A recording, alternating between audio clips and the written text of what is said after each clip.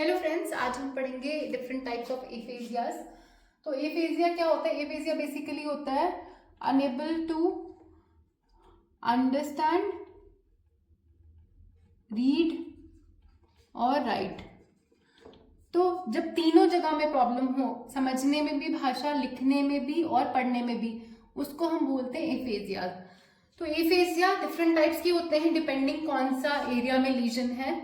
तो Broca's aphasia भी हो सकता है, वर्निक्स एफेजिया भी होता है, कंडक्शन एफेजिया भी होता है, ग्लोबल भी होता है, ट्रांसकॉर्टिकल मोटर एफेजिया भी होता है और ट्रांसकॉर्टिकल सेंसरी एफेजिया भी होता है। तो जब भी हम एफेजिया की बात करते हैं, हम तीन चीजें देखते हैं।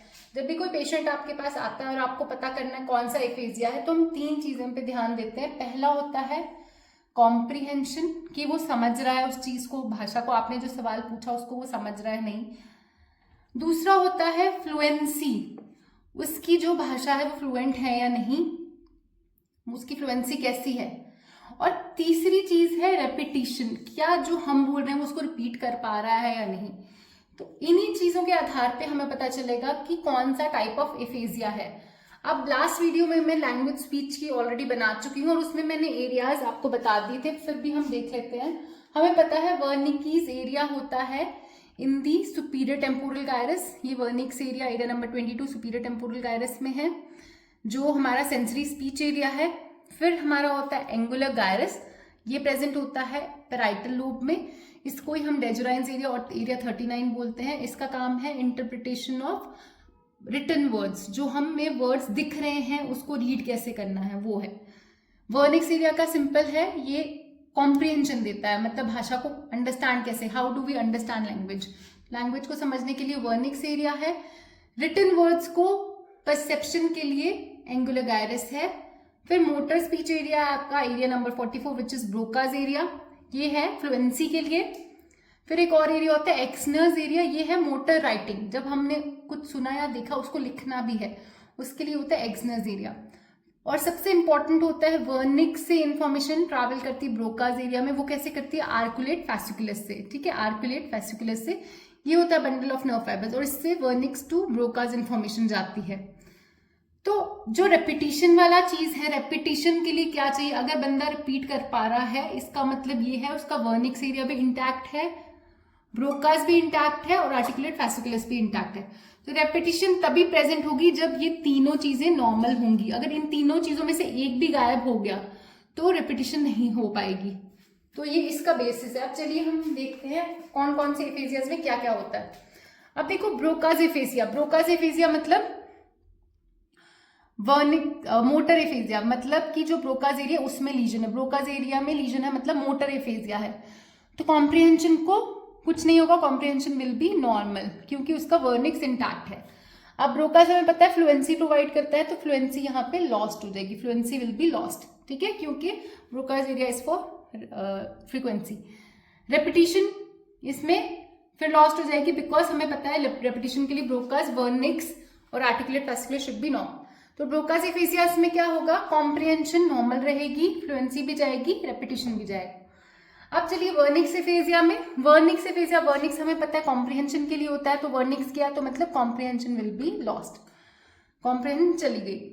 अब फ्लुएंसी के लिए ब्रोकाज एरिया, ब्रोकाज तो इसका नॉर्मल है, तो वर्निक्स एफेजिया में क्या होगा? वर्निक्स एफेजिया में फ्लुएंसी विल बी नॉर्मल। अब बात की जाए रेपिटिशन की, अब हमें पता है रेपिटिशन के लिए तीन चीजें इंपॉर्टेंट है, उनमें से एक चला गया हमारा वर्निक्स, तो repetition will be lost.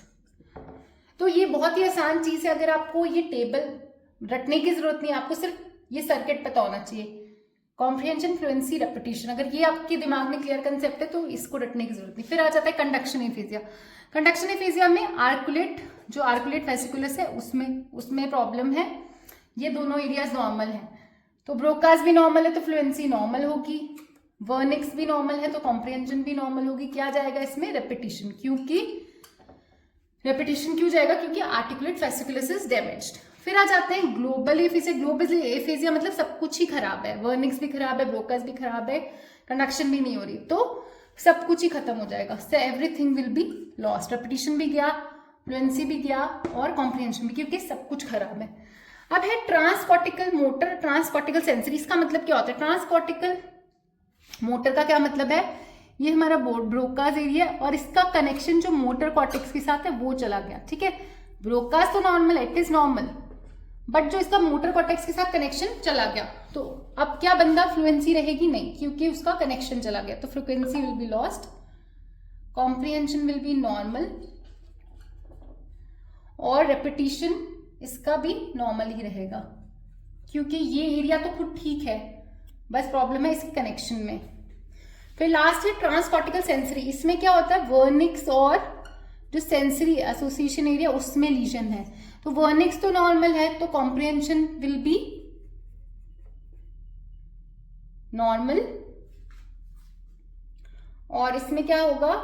Fluency इसकी नॉर्मल होगी, रेपिटिशन इसकी नॉर्मल होगी। सॉरी, यहाँ पे इसका कॉम्प्रिहेंशन नॉर्मल नहीं होगा, क्योंकि कॉम्प्रिहेंशन के लिए इसका जो सर्किट है ये कट गया हुआ, तो कॉम्प्रिहेंशन लॉस्ट होगी, ये रेपिटेशन भी नॉर्मल होगा और फ्लुएंसी भी नॉर्मल होगा। तो ये है डिफरेंट टाइप्स ऑफ एफेजियाज। इसके लिए आपको एरिया का फंक्शन पता होना चाहिए, कौन कौन से एरिया का क्या क्या फंक्शन, अगर आपको वो पता है तो ये बहुत इजी हो जाएगा। These are different types of aphasias. Please like and share the video.